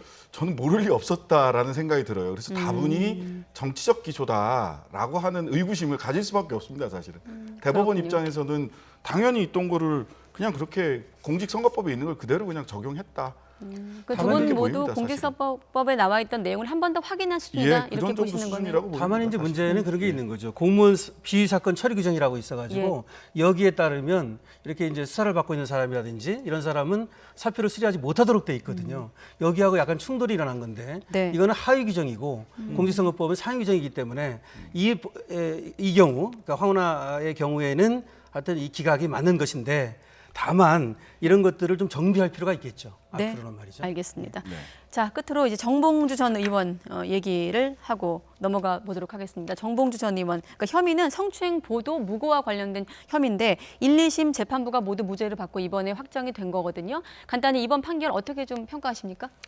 이거는 뭐 2심에서 말씀하신 것이 있는데 공소사실 인정할 자료가 부족하다니까 실체적 진실이 뭔지는 모르는 거고요. 실은 다만 공소사실을 인정할 자료가 부족했다라는 점이 하나가 있고 그다음에 의심스러울 때는 피고인의 이익으로 한다라고 네. 하는 대원칙을 확인한 것이고요. 그렇기 때문에 이 역시 물론 뭐 법원에 가서 판단을 받아봐야 된다라고 하는 것도 있을 수 있지만 네. 실은 지금 1심이나 2심에서 계속해서 얘기된 게 증거가 없다는 거거든요. 피해자의 진술, 피해자라고 이야기하셨던 분의 진술 이외에 다른 진술이 좀 없고 다른 증거가 없어서 이것도 자칫 이게 무리한 기소 아니냐, 정치적 기소 아니냐라고 하는 의심을 또 받을 수밖에 없는 판결이 좀 대법원에서 난 게 아닌가 싶은 생각은 듭니다. 그러니까 물론 정치적으로는 계속해서 이 부분은 정봉주 전 의원이 정치적 부담으로 본인이 안고 가실 수밖에는 없지만 판결 결과는 그러했다라고 보입니다. 네, 1심, 2심 대법원 다 같은 결과가 나왔습니다. 네. 이제 무죄가 나온 것인데요. 다만 이제 이런 얘기를 했죠. 1심에서는 뭐라고 말했냐면은 기자회견은 급속히 퍼져나가는 그런 어떤 보도에 대한 반박적인 성격이 있다. 그러니까 어떤 자기 방어적 성격 내지는 성추행 보도에 대한 반론권 행사 네. 이런 성격이 있다라고 얘기를 했거든요. 그리고 금방 얘기한 것처럼 결국은 이것이 이제 전문 증거, 들은 증거라든지 뭐 이런 것들만 있지 확정적인 증거가 없다는 것이고 때문에 의심스러울 때는 피고인의 이익으로 해야 된다. 무죄 추정의 원칙 이런 것 때문에 이제 무죄가 된 겁니다. 그러니까 실체적 진실은 신만이 아는 것이죠. 다시 말하면 이 법이라고 하는 것은 증거에 의해서 판단을 하는 것이니까요. 그래서 어쨌든 증거가 부족하다. 뭐 이래서 무죄가 났다라고 보는 것이 맞을 것 같습니다. 네, 뭐 직접적으로 어떤 연관이 있는지까지는 이 자리에서 좀 밝히기 어렵겠습니다만 일단 정봉주 전 의원은 거짓 미투에서 이른바 거짓 미투에서 유일하게 살아남았다고 주장을 하는데 혹시라도 뭐 관련 유사한 판결에 영향을 미칠 수도 있을까요? 글쎄요, 뭐 다른 사건은 이 사건과는 달리 사실은 좀 구체적인 증거들이 다 있기 때문에 소위 미투 사건들이 대부분 지금 화제가 됐던 국민들의 관심이 됐던 미투 사건들은 대부분 증거가 좀 분명하거든요. 근데 이 부분은 사실은 피해자라고 주장했던 분이 했던 이야기, 그다음에 그분으로부터 또 들은 이야기, 이런 것밖에 지금 증거가 없기 때문에 다른 재판에 구체적으로 이게 영향을 미칠지는 저는 좀 의문입니다. 사건이 다르기 때문에. 예, 사건이 다르고 이런 점이 있습니다. 이거는 이제 가해자와 피해자라고 하는 소위 그렇게 이제 붙은 그런 어떤 재판이 아니고 아시다시피 이제 프레시안이라고 하는 네. 언론사하고 무고 혐의로 이제 고소한 정봉주 거죠. 의원하고 전 의원이죠. 이렇게 이제 무고, 명예훼손 뭐 이런 걸로 이제 지금 이제 재판이 이루어진 것이거든요. 그렇기 때문에 성추행이라고 하는 것이 여기서 크게 문제가 되지 않았어요. 네. 그러니까 또 성추행이라고 하는 것에 대한 어떤 증거도 없다고 이제 봤지만 결과적으로 성추행 문제보다는 명예훼손, 무고 이런 것들이 문제가 됐는데 이제 고의 같은 것이 확실하게 보이지 않는다는 이것 예. 때문에 이제 무죄가 됐거든요. 그래서 원래 이제 무고가 되기 위해서는 허위인 것을 알고서 그러면서 이제 고소로 나아가야만 그래야 이제 무고가 되는 건데 정봉주 전 의원은 이것이 거짓이라고 생각하지 않았다. 뭐 이런 얘기입니다. 그래서 이거는 좀 다른 미투 사건하고 좀 다르다. 네. 이렇게 얘기할 수 있겠습니다. 알겠습니다. 네, 여기까지 듣도록 하겠습니다. 네, 신장식 변호사, 강신업 변호사 두 분과 함께했습니다. 오늘 고맙습니다. 네, 감사합니다.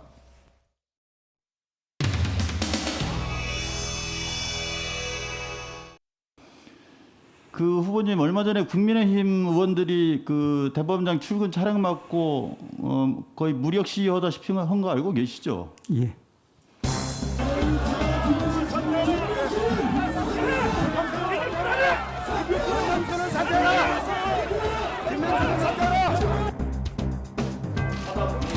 대법원장의 거짓말. 굉장히 심각한 문제거든요. 당시 언론 보도에 따르면 한 10여 명 정도 되시는 분들이 말하자면 몸싸움을 심각하게 벌이고 또 어떤 분들은 펜스를 좀 넘어가고 그 표현의 방법에 있어서는 조금 더 온유한 방법으로 하는 것이 예, 이상범 위원님.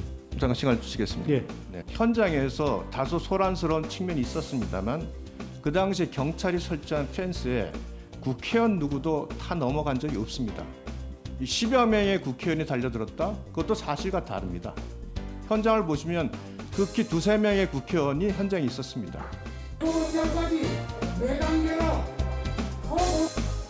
민주당의 권력을 이면서 대한민국 사업부와 국가의 양심을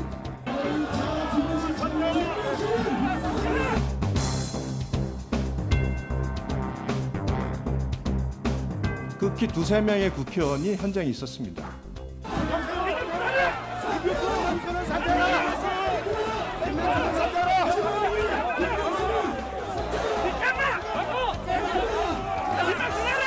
그 대법원장의 거짓말은 굉장히 사회적으로 중요한 부분이고 사회 지도층의 거짓말은 그 국가의 신뢰, 국격에도 관계되어 있는 부분입니다.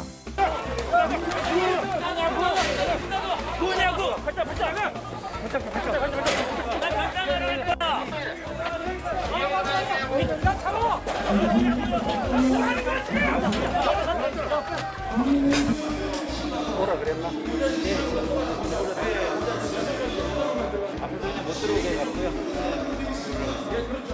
사건을 두고 언론에서 이런 얘기를 하더라고요. 그러니까 판사 출신인 주 권한대행이 지금 대표 출마하다 보니까 대법원장을 상대로 해서 이런 정치적인 퍼포먼스를 벌린 게 아니냐, 정치 쇼를 한 게 아니냐.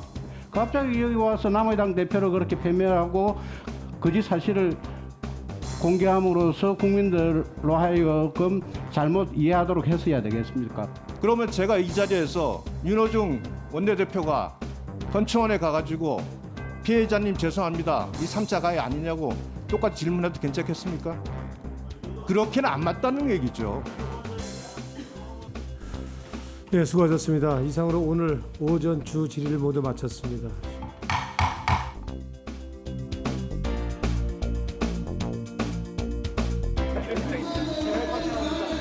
빨리 사드라. 들어오게 남이들 문제 마시다가. 마늘을 또 있어래. 그런데 여기서 또 새로운 자리 있으니까.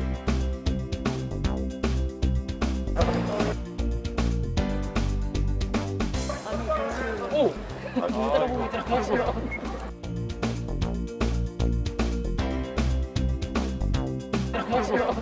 뚫고 들어오니까 못 봤어.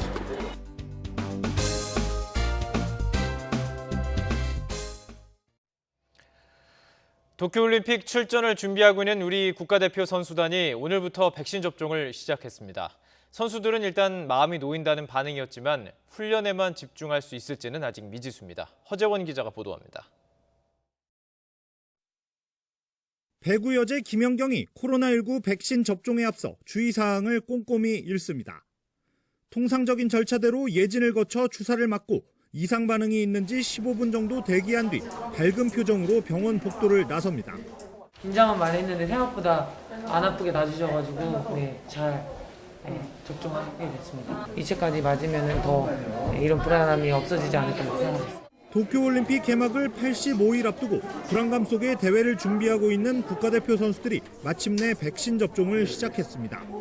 진천 국가대표 선수촌에서 훈련 중인 선수들은 대한체육회가 마련한 버스 2대를 타고 국립중앙의료원에 도착해 1차로 화이자 백신을 접종했습니다.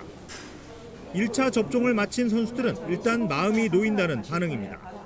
부작용이 좀 있다 이런 걱정들을 많이 하시는데 일단은 부작용이 있는지 없는지는 보다는 일단은 뭐 코로나에 대한 그런 예방에 대한 안전성 때문에 좀 더 마음이 놓이는 것 같습니다. 첫날에는 유도와 탁구, 배구와 산악, 태권도와 역도 종목의 100명이 1차 접종을 마쳤습니다. 선수단이 최상의 경기력을 유지할 수 있도록 접종 간격이 3주로 짧은 화이자 백신을 맞았습니다. 준비를 잘 해서 그냥 올림픽 경기 대회 날짜에 최선의 컨디션으로 최고의 기량을 선보일 수 있는 거에만 집중하려고 노력하고 있습니다. 국가대표 선수들은 다음 주까지 4번으로 나눠 백신 접종을 시작합니다. 선수와 지도자, 30살 미만 관계자 598명은 화이자 백신을 맞고 이에 해당하지 않는 나머지 333명은 아스트라제네카를 맞게 됩니다. 백신 접종을 시작하긴 했지만 훈련에도 차질이 불가피한 데다 인접 국가에서 올림픽이 개최되는 이점을 누릴 수 있을지는 미지수입니다. YTN 허재원입니다. IOC와 일본 정부는 도쿄올림픽 방역 대책을 강화하면서 관중 없이 치르는 것도 각오하고 있다고 밝혔습니다. 하지만 올림픽에 대규모 의료진을 파견하는 데 반발이 커서 개최 여부를 재검토해야 한다는 목소리가 다시 나오고 있습니다. 도쿄에서 이경화 특파원의 보도입니다. IOC와 도쿄올림픽 조직위원회 등은 참가자 전원에게 매일 코로나 검사를 실시하는 등 방역 대책을 강화하는 데 합의했습니다. 하지만 관중 입장 여부는 6월에 최종 결정을 내리기로 했습니다. ギリギリの判断として無観客という覚悟は持っておりますが 9천억 원대 입장료 수입을 포기하더라도 대회 취소만은 피하고 싶다는 생각이지만 상황은 녹록지 않습니다. IOC와 일본의 구상대로 방역 대책을 시행하기 위해서는 대회 기간 10,000명에 이르는 의사와 간호사가 필요합니다. 하지만 이 인력을 어떻게 확보할지 아직도 구체적인 방안은 나온 게 없습니다. 明確な発信なり方向性なりをお示しいただかないとどのようにご支援申し上げればいいのかということについて非常に戸惑っているという 대회 조직위원회는 일본 간호협회에 500명을 파견해달라고 공문을 보냈습니다. 하지만 의료 인력이 부족해 국내 코로나 대응과 백신 접종도 어려운데 올림픽을 우선할 수는 없다는 여론이 힘을 얻고 있습니다. 올림픽 기간 파견에 반대하는 의료진들은 온라인 항의 집회까지 열었습니다. コロナ接種でも看護師不足と言われているのにどうなのよというご質問だと思いますが、私もあまり違わない感じを持っていると。 최근 니카이 자민당 간사장이 대회 취소 가능성을 언급해 파문이 확산한 데 이어 일본 정부 전문가도 개최 여부를 검토해야 한다고 지적했습니다. 医療の逼迫の状況などを踏まえてオリパラに関わる議論をしっかりとやるべき時期に私は来たと思います。 도쿄에서는 석 달 만에 다시 하루 1,000명이 넘는 신규 확진자가 나왔고 외출 인파도 크게 줄지 않아 긴급 사태가 무색해졌습니다. 올림픽 반대 여론이 70%를 넘는 가운데 대회 강행이 오는 7월 도의회 선거에 불리하다고 판단할 경우 코이케 도쿄도지사가 전격적으로 취소를 선언할 수 있다는 전망도 나오고 있습니다. 도쿄에서 YTN 이경아입니다. 코로나19로 집에 머무는 시간이 많다 보니 확진자가 아니라 살이 찌는 확진자가 됐다는 얘기들이 많은데요. 실제로 확진자가 늘었다는 조사 결과가 나왔습니다. 그래픽 보시죠. 대한비만학회가 전국 만 20세 이상 남녀 1,000명을 대상으로 코로나19 발생 이전인 2020년 1월과 발생 이후인 2021년 3월의 몸무게 변화 등을 조사했는데요. 응답자의 46% 절반 정도가 코로나19 발생 전후 몸무게가 3kg 이상 늘었다고 답했습니다. 체중이 늘었다는 답변은 여성이 51%로 남성 42%보다 많았습니다. 체중이 늘어난 요인으로는 일상생활 활동량 감소가 56%로 가장 많았고 이어 운동 감소 31%, 식이 변화 9% 등으로 조사됐습니다. 실제로 운동량도 대폭 줄었습니다. 운동 횟수가 주 3회에서 4회 정도라는 응답이 코로나19 전후로 28%에서 15%로 줄었고 거의 운동하지 않는다는 응답이 18%에서 32%로 증가했습니다. 코로나19의 터널이 길어지면서 체중 관리도 점점 어려워지고 있는데요. 코로나 방역수칙 준수가 가장 중요하긴 하지만 코로나 비만을 탈출하기 위해서 기분 좋게 땀이 날 정도의 유산소 운동, 또 근력 운동도 꼭 실천해야 할 것 같습니다. 시민단체들이 코로나19 사태 장기화로 인한 자영업자들의 피해를 덜어주기 위해서 임대료 멈춤법 등을 도입해야 한다고 촉구했습니다. 참여연대 등 시민단체들은 기자회견을 열고 임대인에게 사회적 부담을 강제할 제도적 방안을 찾아야 한다면서 임대료 일괄 감면 제도의 도입과 방역조치 시행기간 중 임대료 납부 유예 혹은 임대차 계약 해지, 점포 명도를 금지하는 입법이 필요하다고 강조했습니다. 20대 남동생이 친누나를 흉기로 찔러 살해하고 시신을 농수로에 유기한 혐의로 경찰에 긴급 체포됐습니다. 남동생 A씨는 최근 30대 친누나를 흉기로 20여 차례 찔러 살해하고 시신을 인천 강화군 삼산면에 있는 농수로에 유기한 혐의를 받고 있습니다. 경찰은 누나가 숨진 뒤에도 이 여성의 휴대전화가 사용된 흔적을 발견하고 A씨를 추적해 검거했습니다. 경찰은 범행 동기 등을 조사하고 있습니다. 40대 목사가 초등학생 2명을 강제추행한 혐의로 경찰에 붙잡혔습니다. 목사 A씨는 지난 24일 낮 12시 50분쯤 경기도 남양주시의 한 아파트 단지 벤치에서 놀던 11살 초등학생 2명을 껴안고 어깨와 배를 만지는 등 추행한 혐의를 받고 있습니다. 경찰 조사에서 A씨는 아파트에 3년 넘게 살면서 보지 못한 아이들이라 교회를 다니라고 권유하는 과정에서 실수했다면서 고의성은 없었다고 진술한 것으로 알려졌습니다. 인도의 코로나19 신규 확진자가 38만 명을 육박하면서 하루 만에 최고치를 경신했습니다. 인도를 돕기 위해 각국이 보낸 구호 물자도 속속 도착하고 있습니다. 김원배 기자가 보도합니다. 인도 정부는 현지 시각 29일 기준으로 코로나19 하루 신규 확진자가 약 38만 명으로 집계됐다고 밝혔습니다. 전날 기록한 최고 기록을 하루 만에 또 갈아치우며 8일 연속 30만 명대를 이어가고 있습니다. 하루 신규 사망자 수도 3,645명으로 최고 기록을 경신했습니다. ऑक्सीजन की स्थिति पहले से अच्छी है।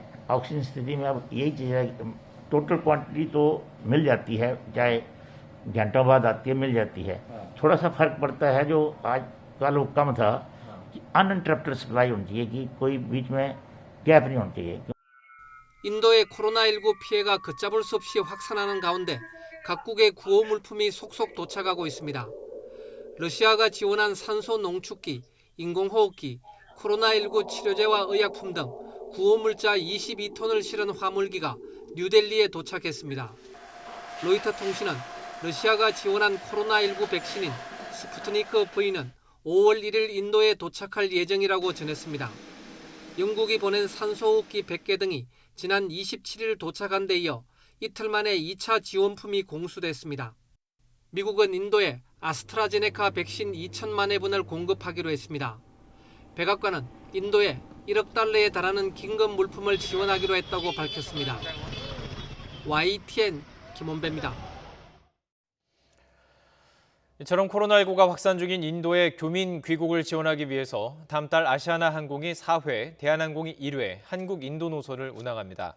아시아나 항공은 다음 달 7일과 22일 인천 인도 벵갈루루 노선을 운행하고 15일과 28일에는 인천 인도 델리 노선을 운항하기로 했습니다.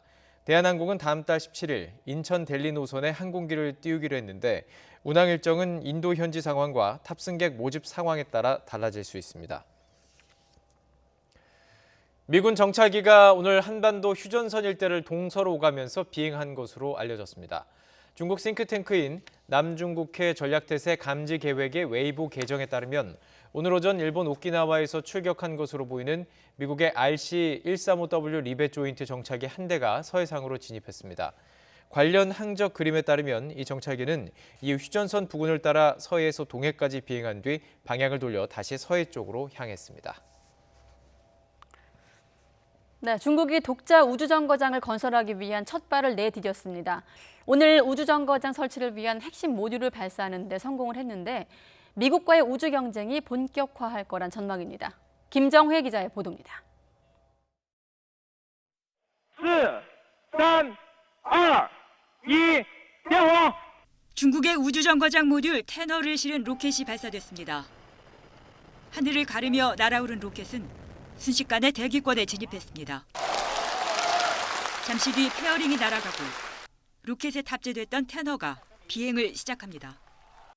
天河核心舱准确送入预定轨道，太阳一帆板展开，工作正常。我宣布，空间站天河核心舱发射任务获得圆满成功。 테너는 중국이 독자적으로 구축하는 우주정거장의 핵심 모듈로 총 길이 16.6m, 최대 지름 4.2m, 무게 22톤 규모입니다.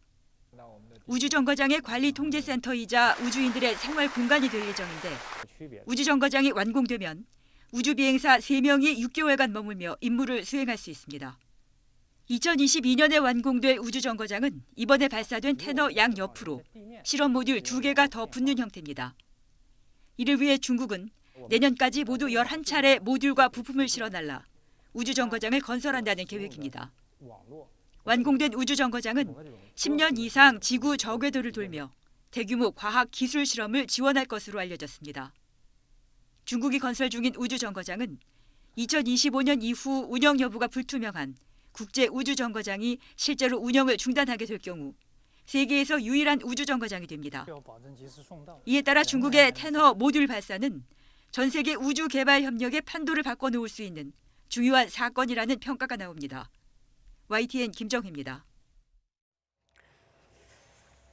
네, 인도네시아 잠수함 침몰 사고로 숨진 한 선원의 2살배기 아들이 사고 전 아빠의 출근길을 온 힘을 다해 가로막는 영상이 공개됐습니다. 가족들은 아이가 평소와 달리 그날따라 유독 더 때를 썼다고 말을 하는데 아빠와 아들의 마지막 인사, 이어진 기자가 전합니다.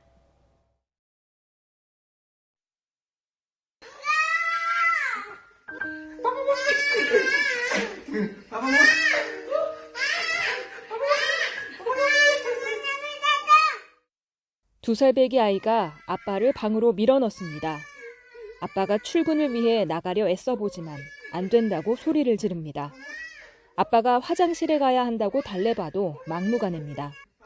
심지어 아빠 턱을 밀치면서까지 아빠를 방으로 억지로 밀어넣고 방문을 닫아버립니다. 아빠 엄마는 그런 아이 모습이 사랑스러운지 연신 웃음을 터뜨립니다. 엄마가 아빠 출근하면 왜 안 되라고 묻자 시무룩한 표정을 지은 아이는 안 된다며 엄마에게 아빠를 가두라고까지 말합니다. 이 영상을 본 할아버지는 평소와 다른 손자의 모습에 깜짝 놀랐습니다. 다른 때는 아빠가 안녕이라고 하면 얌전히 보내줬었다는 겁니다. 아빠와의 마지막 순간임을 짐작이라도 했던 걸까? 그렇게 아이는 아빠와 영영 이별하게 됐습니다. 아이의 아빠가 탄 잠수함 난갈라함은 지난 21일 인도네시아 발리섬 북부 해상에서 어뢰 훈련 도중 침몰해 탑승자 53명 전원이 숨졌습니다. 한국에서 법을 공부하기도 했던 29세의 젊은 아빠는 2017년부터 난갈라함에서 근무했습니다. 앞서 잠수함 탑승자들이 불렀던 작별의 노래가 공개돼 안타까움을 자아내기도 했습니다. 기타 반주에 맞춰 웃는 얼굴로 잘 가요를 의미하는 인도네시아 노래 쌈파의 준파를 합창했는데 아이에 대한 아빠의 마음이 담긴 듯합니다.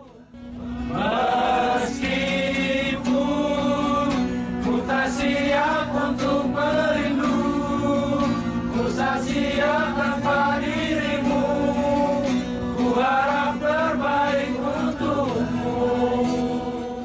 YTN 이어진입니다. 네, 다음 소식입니다. 따오기는 지난 1979년 비무장지대에서 목격된 뒤에 우리나라에서 멸종을 했는데요. 42년 만에 국내에서 처음으로 야생부화에 성공했다는 소식입니다. 박종혁 기자가 보도합니다. 경남 창녕군 이방면에 있는 따오기의 번식 둥지입니다. 어미 품 밑으로 새끼 따오기가 얼굴을 내밉니다. 국내에서는 처음으로 야생부화에 성공한 겁니다. 야생부화에 성공한 따오기는 모두 두 쌍이 모두 3마리의 새끼 따오기를 부화했습니다. 마을 주민들은 야생부화 소식이 반갑기만 합니다. 네, 원래 다시 또 찾아왔어요. 그래 찾아와가지고 이래 원래는 참 부화까지 하고 좋은 소식이 들리네요. 될 수 있으면 근처에 논밭에 농약도 좀 덜 치고 좀 신경을 많이 쓰고 있어요.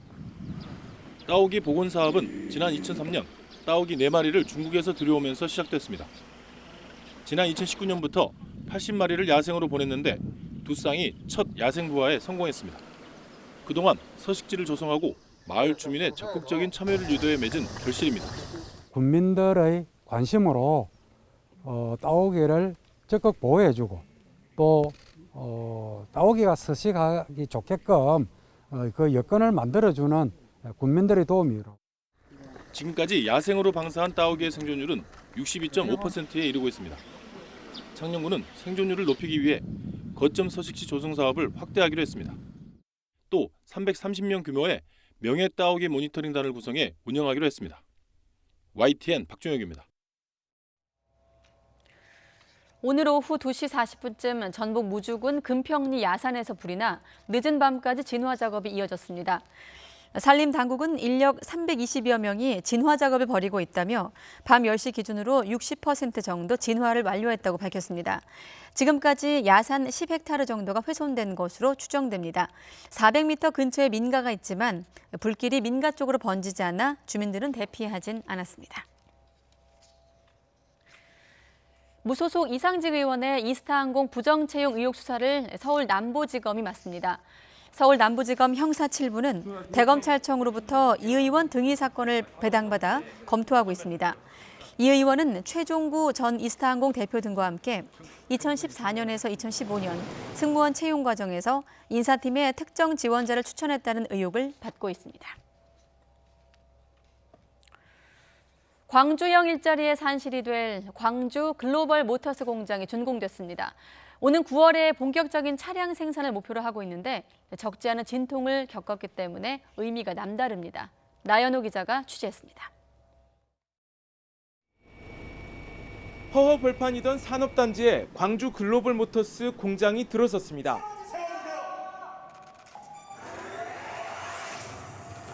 지난 2019년 12월 첫 삽을 뜬 지 1년 4개월 만입니다. 세워진 자동차 공장에서는 시험 생산을 거친 뒤 오는 9월부터 양산 체제에 돌입할 예정입니다. 광주 글로벌 모터스는 우리나라에 20여 년 만에 세워진 완성차 공장입니다. 노사 민정 상생 모델인 이른바 광주형 일자리에서 시작된 사업으로 세계에서도 유례를 찾아보기 어렵습니다. 적정 임금과 노동시간, 노사 협력뿐만 아니라 협력 업체와도 상생을 통해 일자리를 창출합니다. 임금이랄지 복지랄지 뭐 인권이랄지 이런 것들도 함께 이제 존중받아야 되는데 그런 것들을 지금 이제 갖추고 있는 게 광주형 일자리라고 저희는 이제 보고 있어요. 이미 지역 경제와 일자리 창출에 미치는 효과도 확인되고 있습니다. 얼마 전 광주 글로벌 모터스에 입사한 직원 10명 가운데 9명 이상이 광주 전남 출신입니다. 제가 일기 첫 여성 직원으로서 제가 가는 길이 다음 누군가가 따라올 길임을 알고 최선을 다하겠습니다. 공장을 짓는 과정에도 대부분 광주 전남 지역 장비업체가 참여했습니다. 노동계가 참여 중단을 선언하는 등 좌초 위기도 한두 번이 아니었지만 각고의 노력 끝에 사업은 정상적으로 추진됐습니다. 상생의 문을 여는 한국노총과 현대자동차의 미래를 내다보는 통큰 결단, 그리고 우리 GGM 임직원들의 헌신적인 노력이 뒷받침됐기 때문에 가능했습니다. 무엇보다도 시민 여러분의 변함없는 지지와 응원이 큰 힘이 되었습니다. 이제 민주주의의 도시 빛고울 광주에 상생이라는 이름을 더하게 되었습니다. 본격적인 시동을 건 광주형 일자리 사업이 우리나라를 대표하는 지역경제 발전과 일자리 창출 모델이 될지 주목됩니다. YTN 나연호입니다. 네, 오늘까지 이틀간 공모주 청약을 받은 SK IET 청약에 무려 80조 원의 자금이 몰렸습니다. 개인 투자자들의 중복 청약이 가능한 마지막 대형주 청약 기회라서 사상 최고액의 자금이 몰린 것으로 보입니다. 박병환 기자가 취재했습니다. SK IET 공모주 청약을 받는 대형 증권사 객장입니다. 모바일 청약도 가능한데 많은 사람들이 객장을 찾아 상담을 받으면서 청약 신청을 하고 있습니다. 중복 청약을 할 수 있는 대형 공모주 청약 마지막 건입니다. 이를 반영하듯 청약 직전엔 일평균 계좌 개수의 10배가 넘는 계좌가 개설되기도 하였습니다. SK IET 공모주는 주관사인 미래에셋증권 등 5개 증권사를 통해 총 공모 주식의 25%에 해당하는 534만 주에 대한 일반 청약을 받았습니다. 미래에셋증권은 248만 주의 물량을 배정받았고 한국투자증권은 171만 주, SK증권 76만 주, 삼성증권과 NH투자증권 각 19만 주 순입니다. 최종 청약금이 80조 원으로 사상 최고에 달했고 청약 건수는 474만 건으로 집계돼 한 주도 배당받지 못하는 투자자가 속출할 것으로 예상됩니다. 2019년 SK이노베이션으로부터 물적 분할에 설립된 SK IET는 리튬이온 배터리 분리막을 생산하는 배터리 소재 전문 기업으로 상장에 대한 기대감이 큰 상황입니다. SK IET 상장일은 5월 11일이고 상장일 주가가 공모가의 2배에 시작해 상한가에 이르면 27만 3천 원까지 오를 수 있어 주당 16만 8천 원의 차익이 예상됩니다. 이 밖에 카카오뱅크와 카카오페이, 크래프톤 등 대형 기대주들이 6, 7월에 상장을 앞두고 있어 투자자들의 관심을 모으고 있습니다. YTN 박병환입니다. 네, LG전자가 코로나19 특수를 누린 생활가전과 TV의 실적 호조에 1분기 역대 최대 영업이익과 매출을 기록했습니다. 특히 생활가전 영업이익은 사업 본부 가운데 처음으로 분기 기준 9천억 원을 돌파하기도 했습니다. LG전자는 1분기 생활가전 매출과 영업이익 모두 경쟁사인 미국 월프를 제치고 세계 1위를 차지했다고 밝혔습니다.